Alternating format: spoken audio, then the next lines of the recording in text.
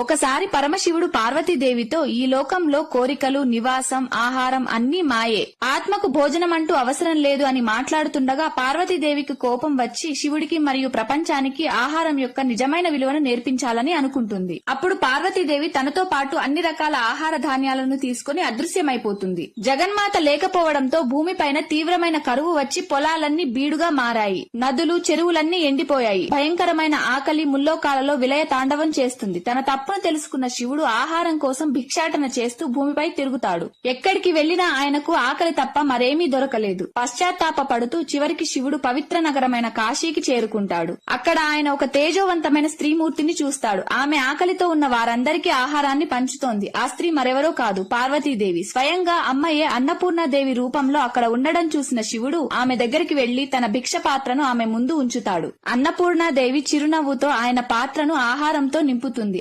ఆహారాన్ని తినగానే శివుడి ఆకలి వెంటనే తీరుతుంది. అలా సమస్త విశ్వం యొక్క